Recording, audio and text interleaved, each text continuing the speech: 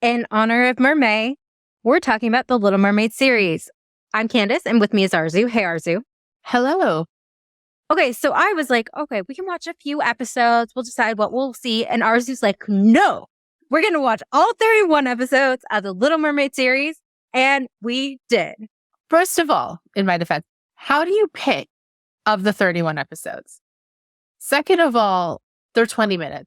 And third of all, I think if we had decided to just watch bits and pieces, we probably would have watched a bit from season 1 and then the ones we remember from season 2 and just completely skipped season 3, which now having seen it would have been a mistake. Yes. Okay, so The Little Mermaid premiered in the fall of 1992 with the animated primetime special called Whale of a Tale. We'll talk more about Whale of a Tale in a bit. So then it moved to Saturday mornings. The series ran on CBS from 1992 to 1994. It was not part of Disney Afternoon like you would think. It was all CBS. This is the third Disney television series to be spun off from a major animated film. However, it's the first to be an actual prequel sequel directly from the movie, because before we had the New Adventures of Winnie the Pooh and Tailspin, which took characters, but they weren't quite like, it wasn't part of an ongoing story like The Little Mermaid. But when you say not part of an ongoing story, you mean it's not part of the movie story? Yeah, the movie story. Because it had its own internal story. It just wasn't related to the movie. Yeah. So the premise is it's set between, actually, we're not even going to count the prequel. It's set before the movie, the 1989 Little Mermaid movie. And it tells the adventures of Ariel with Flounder and her other friends and her adventures under the sea. So I'm going to spill the tea a little bit right now. Okay. The animators of the original feature film were upset that their work was being trivialized by limited animation and a foreign animation. Yeah, their words, not yours. Yeah. Which, oh no, that doesn't feel good. I feel like as a creator, I would be more upset that the series is creating a ton of plot holes for the movie I worked on. That's very true. Not plot holes. What word am I looking for? Continuity errors. There's a lot of continuity errors.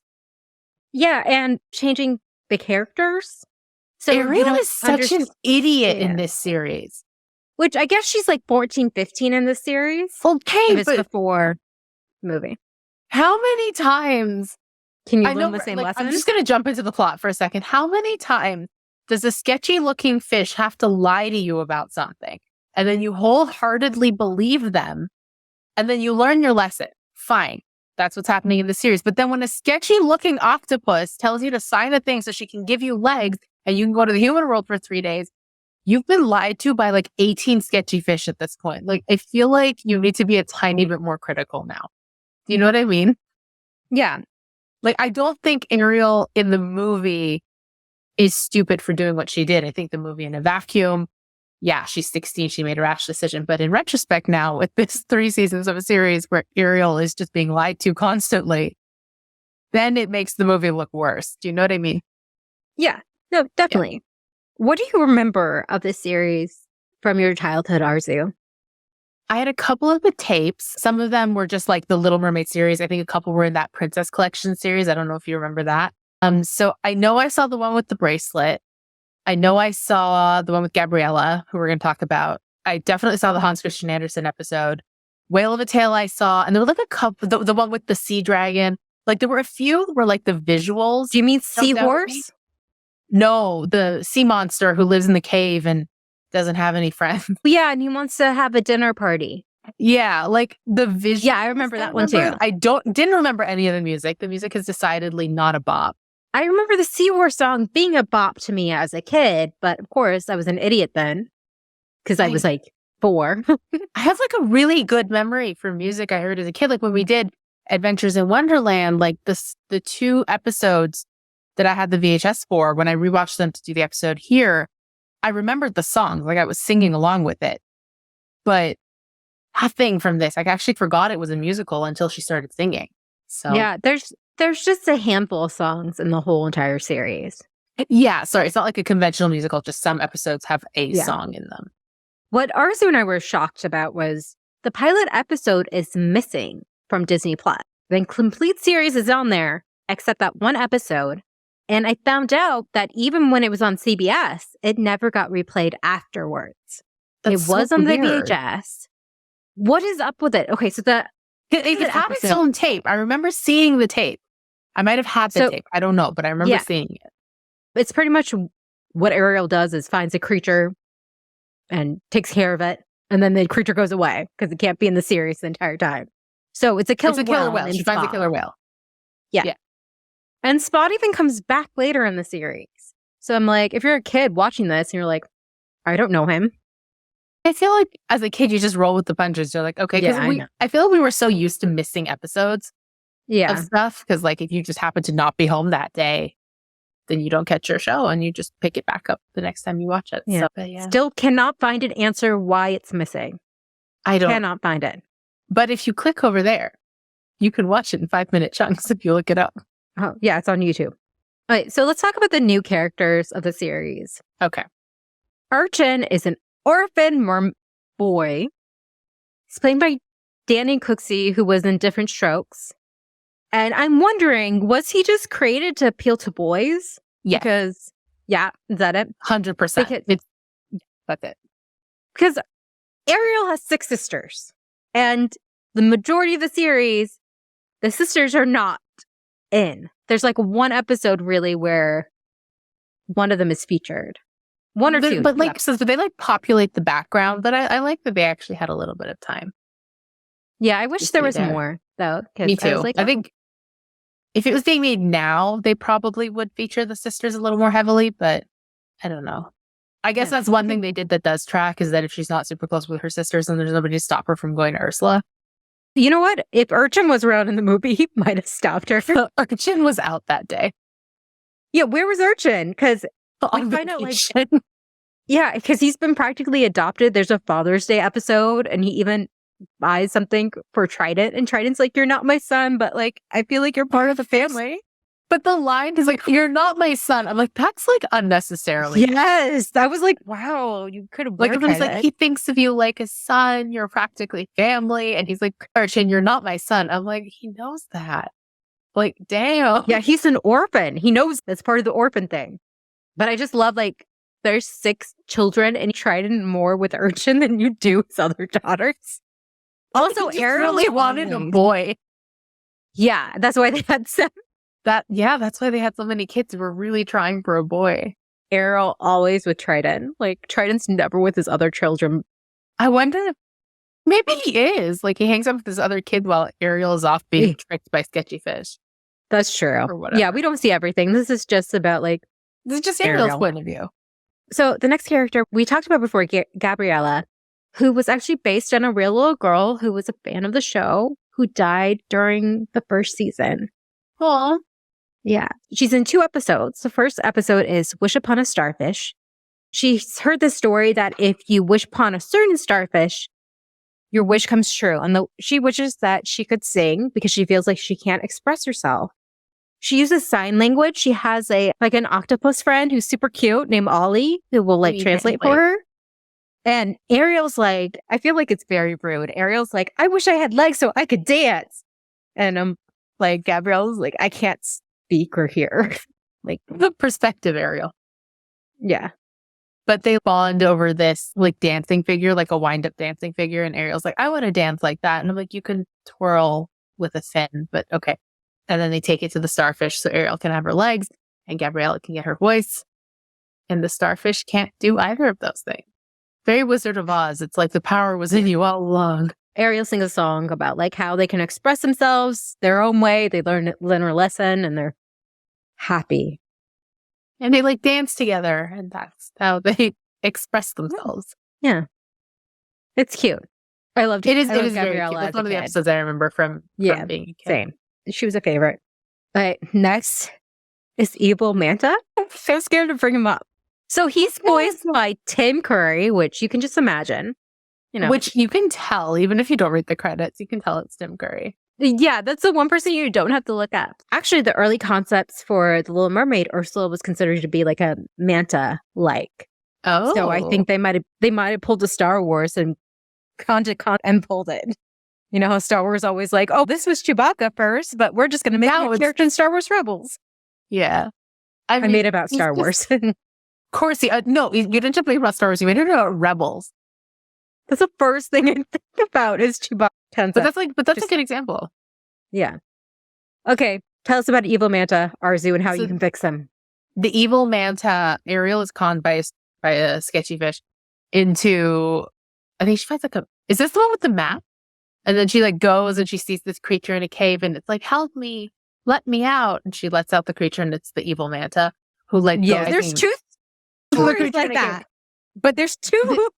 But there's one with the Manta and it's like, help me. And with these evil glowing eyes, and Ariel's like, okay, because Ariel's an idiot in this series. I really love Ariel. It's just in this series, I'm like, honey.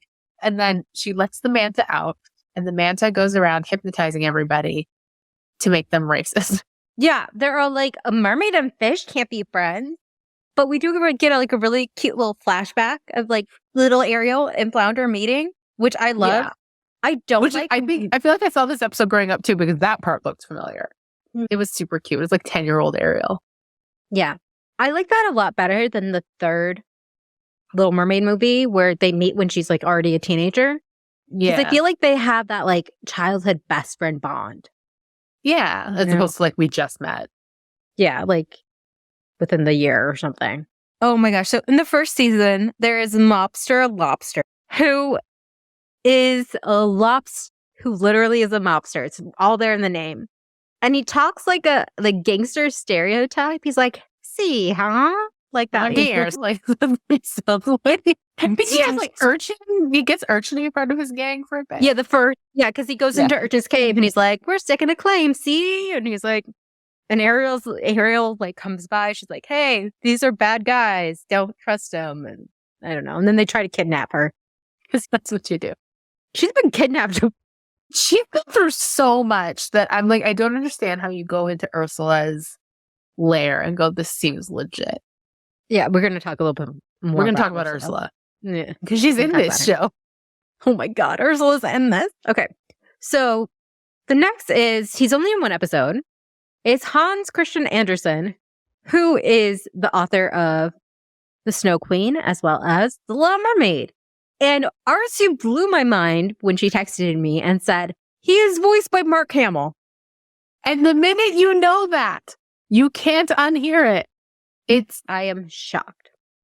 So this is the episode called The Metal Fish, where Hans goes in a little metal like ship. It's a submarine. A submarine with his cat. Because that's what you do. Yeah. And Ariel has to get her dad to help him because he's going to die. I don't remember what happens tonight. The metal fish, like part submarine, but it's not like self-propelled. It's like a diving bell. So it goes down on its own and it gets stuck and it pops a screw. So water starts pouring in, which is a whole pressurization nightmare, but we're not going to go there. So they're like slowly losing oxygen. And she's with her merman friend. Is his name Archimedes? Yes. Oh, so there's a whole other character called Archimedes who has been like exiled. Who's like super knowledgeable about humans in like an accurate way. Yeah. Who she doesn't go to in the movie when she has all this stuff. She goes to Scuttle. I can only assume he died, and that's why. Like, I don't know. Off screen? Or he took Urchin, and the two of them went on a trip, and that's why neither of them are in the movie. Yeah. But so her and Archimedes find this metal fish with Hans Christian Andersen in it. And he's like, when the bubbles run out, because like the air is coming out, he's like, when the bubbles run out, the human's going to die. So she's like, how do we help? So Sebastian and his little troop of crab scouts, which are like Boy Scouts or Girl Scouts. So cute. It's so cute, but he's got this little trio of kids that, like tail him around. They have this thing called Muddy Putty, and he won't let them use it to like cut corners on the crafts that they're supposed to do. But they're like, we patch up the fish, it'll stop the air from coming out. So they do that. And Archimedes, who knows a ton about how oxygen works, is like, this is a temporary fix, and he's going to suffocate eventually. So King Triton shows up. Is so lucky that this merman is there. Like, he's the only one who knows what's going on. So Triton shows up and does the scariest, most dramatic, like, flourish with his trident and blasts on Christian Andersen out of the water. Okay. And then, like, Hans is fine, and he's like, wow, mermaids are real. And then he writes the story of the Little Mermaid. And I'm like, I feel like if there was one mermaid that was just peeking at me through the window and a whole other mermaid that whipped out a trident and shot me out of the water, that's probably the one I'd remember and write a story about. Who am I to judge? So, although maybe he didn't see, no, he did see Triton, didn't he? I think so. Yeah. So, Cap did. Yeah. That was a weird episode. But it's cute. Like, the episode ends with Ariel on the rock, like watching him read this story to kids as she's sitting the way like the Little Mermaid statue looks in Denmark. And, like, it's cute. Yeah. There's like narration out of nowhere. Be like, go to your local library to read the story of the Little Mermaid. I'm like, oh my gosh, so many children are going to be traumatized. Why? I wasn't traumatized. Because if you don't know like the original ending. Oh, I thought you meant traumatized by the voiceover. I was like, oh, cool. This was a real guy. And just like moved on. No. When I read the original Little Mermaid, I was like, what the hell? Yeah, because you just think Disney is whatever. I just thought that was how it went. Actually, before we get to season 3, I want to talk a little bit about Sebastian. Okay. What his constant panic attacks? I've never felt more for Sebastian. I thought he was annoying in the series as a kid, but now I'm like, he's always so close to a mental break. And sometimes he does have one. And I'm like, dude, I get it. Do you know how many jobs this guy has? I wrote some of them down. He's a troop leader, like we said. He is the conductor of some bands. He is the Royal Mermaid Mover, which he's there to get the princesses ready for the carnival. He says all this stuff. He's a royal disposer. He was in charge of getting rid of a human boot, which they all thought was cursed. He's a royal ambassador, which... That makes sense. He wasn't that great at, but he tried. He's also their teacher. So I get why he's a little stressed. He has a lot of hacks. He's also the advisor to Triton. There's an episode where Sebastian's parents come to visit and you realize he told them that he's the king of Atlantica. And in retrospect, I'm like, he does so much in this kingdom. I'm like, he is running this place, though. So he doesn't say he's the king. He says he's in charge of this, in charge of that. And they jump to the conclusion that he's the king. Okay. But they're not wrong. Because first of all, King Triton isn't doing anything all day. Second of all, things keep going wrong under his rule. I'm like, but you don't do anything else because Sebastian takes care of all that. So I feel like you're really bad at your job. Triton is, I don't know. It's just he's struggling. He's hardcore struggling. There's so many episodes with him and just Ariel butting heads. And I'm just like, y'all learn nothing. I guess that does set up their relationship in the movie and why he went from 0 to 100 and broke all her stuff. Yeah. But the thing is that they seem to learn a lesson every time. And then they forget the lesson. Which I understand as a kid's show. Human relationship? Mermaid relationship? Oh my God. Okay, speaking of which, we find out that the mermaids are part human. Because Ariel say like, oh, we're part human. Which I was like, what? The Andersen episode. Yes. I was like, that just... Hello. The implications of that. Yeah, I'm like, how did that happen? Wait, I don't want to know. Who was the first human? There's a lot of lore kind of stuff, which includes like... Bold experimentation went on there. Yeah, there's a lot of octopus people. I forget what they're called. Like, remember they're in the Apollo episode? No. Okay, they're like, they look like Ariel. I'm not Ariel. They look like Ursula. Ursula's not the only one of her kind. Yeah, I'm going to apologize for the Kraken thing because that definitely comes from a subgenre of romance that's not... Oh, God, I don't want to know. I don't want to know. But I also, if they all look like Ursula, don't think I'm entirely wrong. Yeah. Okay. Like we said, Arzu and I were only really familiar from episodes from season 1 and 2. We got to season 3, and what the F happened? There's dinosaurs.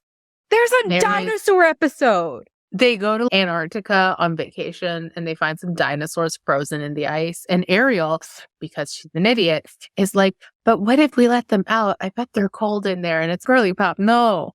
And let's just say they were going on vacation because Triton's trying to get away from Sebastian because Sebastian's annoying him so much by like doing his job.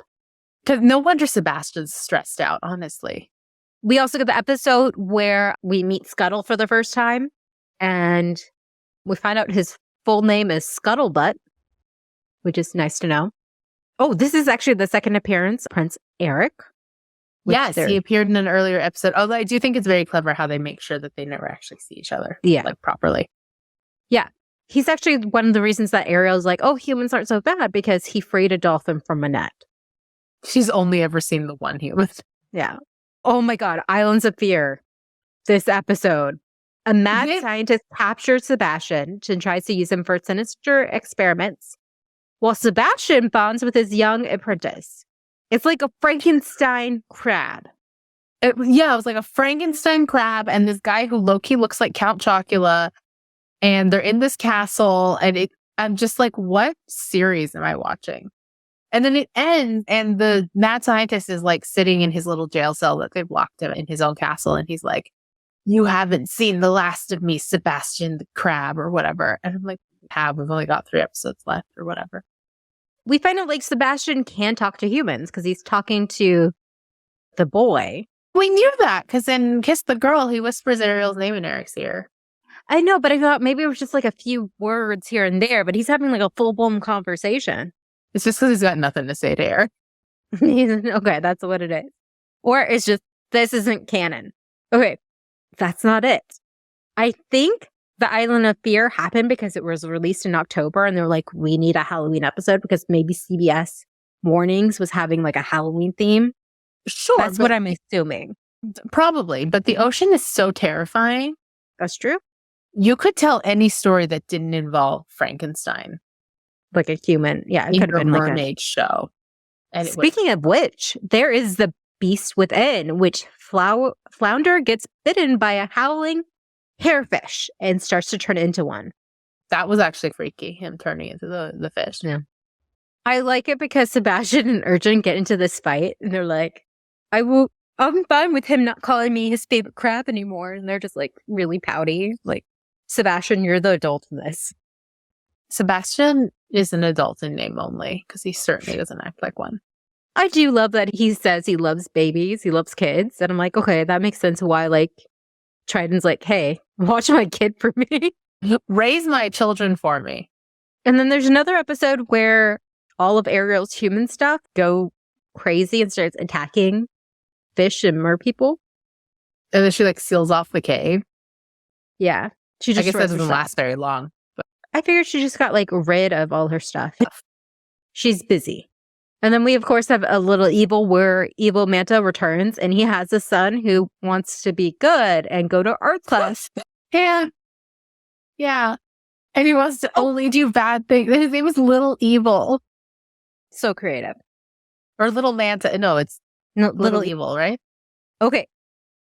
There is this whole premise that, okay, evil Manta captures Ariel and he has this sponge who's like, oh, I want to get the imagination from her brain. I'm going to suck the imagination from her brain. Blah, blah, blah, blah, blah. Little evil helps her out, gets her out. And then the sponge attacks evil Manta. Ariel kills the sentient sponge. He literally murders it with a rock. And we see Ariel murder. Good for her. I don't really feel Ursula should have been careful. Like, Ursula should have seen it coming. To our podcast, Straight Out of Home Video, there are 2 direct-to-home videos of The Little Mermaid 2, Return to the Sea, and Little Mermaid 3, Ariel's Beginning. And both, mostly 3, kind of recon stuff, or they just like, who knows what's canon? What is canon? I prefer this to be canon over Little Mermaid 3 for 2 reasons. One, because then that means Sally Field isn't canon because I don't like Sally Field and just don't like Sally Field. And also because I don't know if you remember when they announced Little Mermaid 3 and there was like that teaser trailer with the locket like falling to the depths off a ship and it was like playing Ariel's. They're like, do you know what I'm talking about? Yeah. And that seemed like such a cool teaser for like a really cool movie.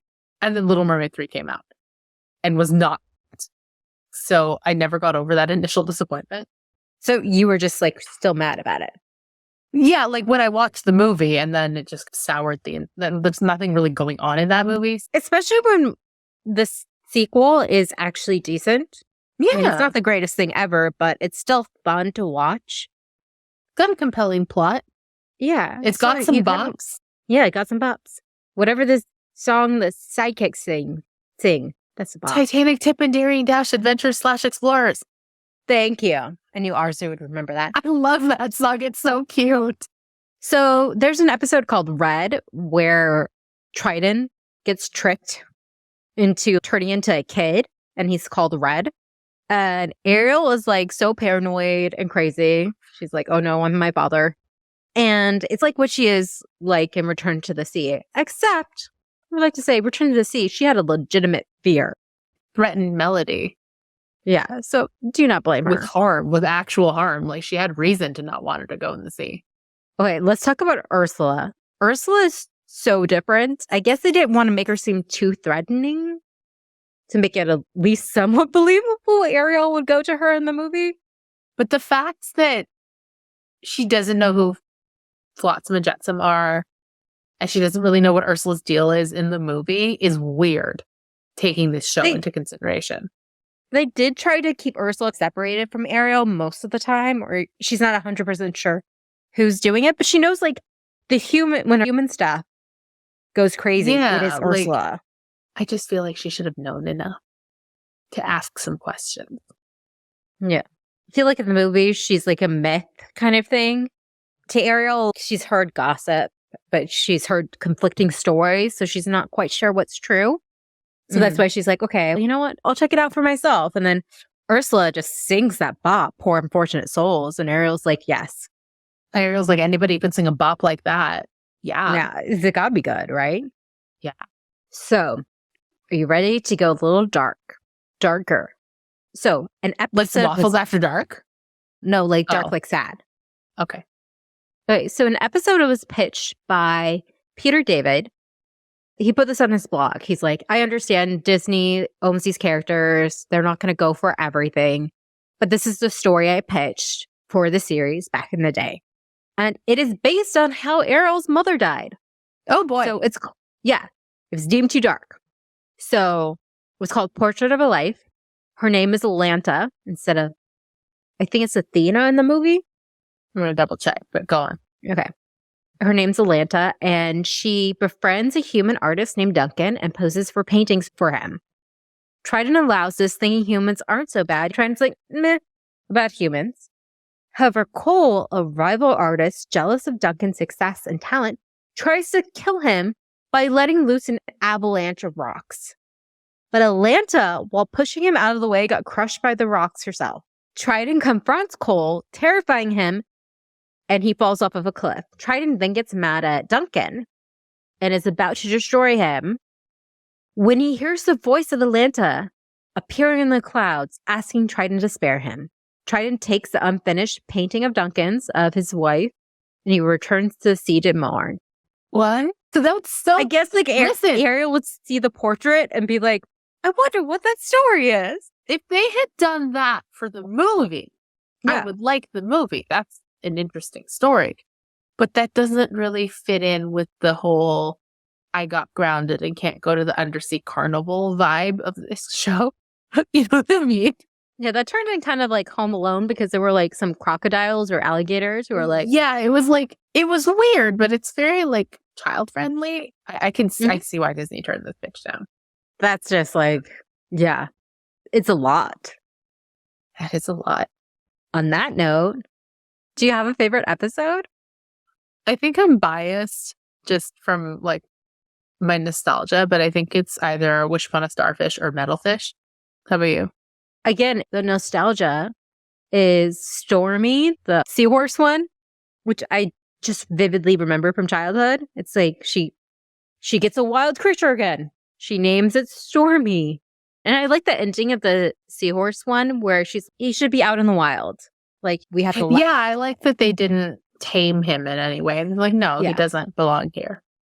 Yeah, honestly, I love any Sebastian episode watching this now. Poor Sebastian. Where he like, there's one Resigned to It where he resigns and he's just like trying to find like what he's going to do instead. And I'm like, I feel that dude. It's hard when he's got like 17,000 jobs at the palace. What do you do? What's your favorite episode? Put it in the comments. Did you watch this as a kid? Have you watched it for the first time? Or you consider watching it now, especially the third season, which is bonkers.